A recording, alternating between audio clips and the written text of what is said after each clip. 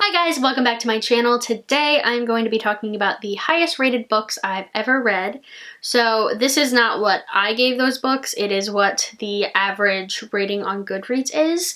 I'm going to talk about the top 10 highest rated books that I've read on my read shelf. I got this idea from Drinking by My Shelf, Emma, who I think got it from somewhere else. Not totally sure where this originates, but I thought it was a really fun idea. I did glance after watching her video about to see what mine were, but I don't quite remember. So just set the ground rules. I'm doing the same thing Emma did, where if it's in a series, it'll count as one. So I don't have all Harry Potter as my top 10, which, you know, is fine with me, but not very interesting video.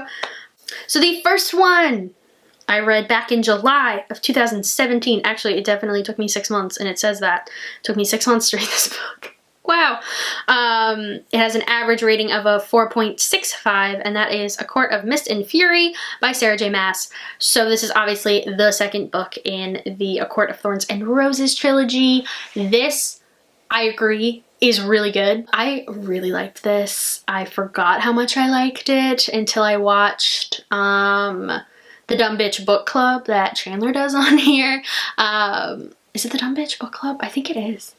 The book club she does with her and her boyfriend, and they read this and they discussed it, and I watched the whole thing, and I had so much fun reliving, remembering this book. I have yet to finish the third one, to even start it, because it's intimidating as hell.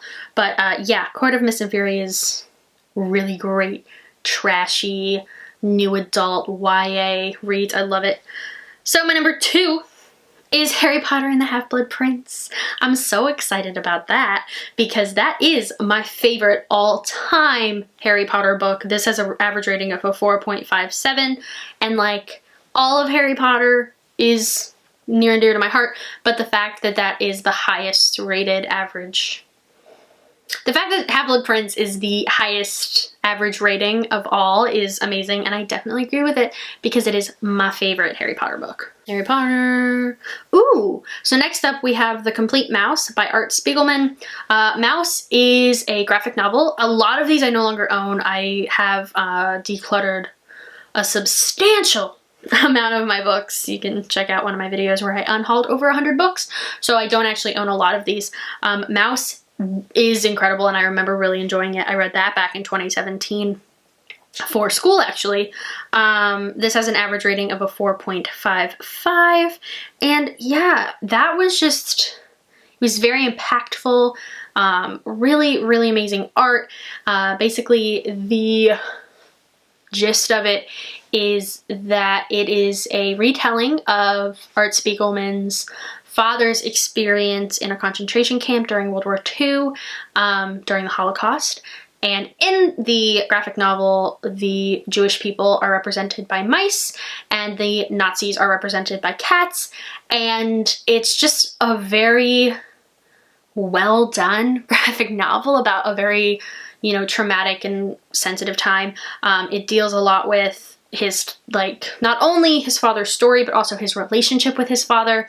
And I remember I wrote a paper about this book and about the element of survivor's guilt and guilt as a theme in Mouse, and it's incredible. Really, really highly recommend it. Number 4 is Dear Ije Awele, or A Feminist Manifesto in 15 Suggestions by Chimamanda Ngozi Adichie. I read this back at the beginning of this year, in January. This has an average rating of a 4.53, and I read this on audio, and I really, really liked it that way. It's a really short, skinny little book that has some very important, impactful feminist ideals in it. It's basically a letter to her friend who is having a baby, and she basically gives her 15 suggestions on how to raise her feminist, and I think it's just a really important read. in general. And it was just very impactful and very good. Nothing like groundbreaking as far as feminism goes, but really great like basics. And the format it was written in was really cool and I really liked it. Number 5 is Obsidio by Amy Kaufman and Jay Kristoff, which is the third in the Illuminae files. This has an average rating of a 4.53 and I read this back in 2018. Freaking loved this book. I liked all 3 of them, honestly. They were just so much fun. I don't like science fiction, but the Illuminae files is such a good trilogy, and if you haven't read it, please do yourself and like read it. Check it out on ebook if you can't get to your library, or I heard the audio is really good too. I love the whole dossier of documents thing. It just really keeps your attention. I really struggle with science fiction. I'm currently reading The Martian, and while I think it's really funny and good, some of the math and science stuff just doesn't hold my attention. I don't have a brain for that. The fact that the Illuminae trilogy was able to hold my attention, become one of my favorite trilogies ever, and when I hauled over 100 books, I kept all 3 of them. It's very important. But no, love them. Totally agree. They should be this high up. The next one is The Hate U Give by Angie Thomas. I read this back in 2018 and it has an average rating of a 4.51. Amazing novel. It's great. I do love it. It's important. I did get rid of it just because, you know, spread that out from everybody, and I just don't think it was something I was going to reread. I think Angie Thomas really opened the door for stories like this. You know, I've read it, I've passed it on. It was a great book and it definitely deserves to be this high up and highly rated. The 7th is Where the Crawdads Sing by Delia Owens, which I read back in August, and it has an average rating of 4.49. This was really good. I only gave this 4 stars. This is the first one that I didn't give 5 stars, correct? I've given everything else 5 stars. Oh wait, I gave Mouse 4 stars. I didn't know. I definitely thought I gave Mouse 5 stars, but okay. I gave Where the Crawdads Sing a 4-star because I think there were just little things about it that bothered me, and usually when I can vocalize what's bothering me in a book, that knocks a star off, even if I really love the ending, even if it makes me cry, even if I love the description and the characters and a lot of other things. Even if it's like almost virtually a perfect book, but I can like be like, oh, that bothered me, or I didn't like that, and it itches away at me, then it gets a star knocked off, and that is what happened with this. I gave this book to my mom for Christmas, and she absolutely loved it, so I totally understand why this is so highly rated. It's just a really good book, and if you hadn't read it, please read it. Okay, 8 is They Called Us Enemy by George Takei. I read this back in March for my grad school requirement. This has a 4.48 average rating. This was such a good graphic novel. I did give this 5 stars. This talks about something that I was never taught in school, which seems so wrong to me.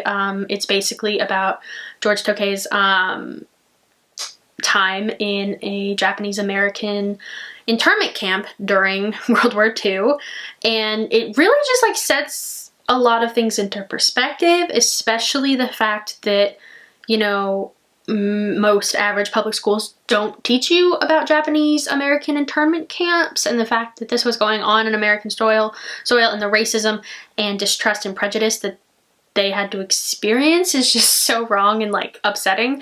But it was really well done because it is from a child's perspective, so it never gets too intense to the point where you're like, I don't want to say crying, but like it never becomes overwhelming. And I think that's also like what Mouse does, with the whole point that they're cats and mouses. It makes it a little cats and mouses, wow. The fact that he uses mice and cats is kind of the same way that They Called Us Enemy uses the child's perspective. It kind of tones it down a little bit, makes it a little bit more digestible, which is hard. But it was so good. If you haven't read it and you're looking for a good graphic novel, I would definitely pick that one up. Next up, we have The Poet X. All of these books I had to read for school, which is so funny. The Poet X, I actually also read for my YA Lit class for my master's, and this is by Elizabeth Acevedo. I gave it 5 stars. I read this back in February, and it has an average rating of 4.42.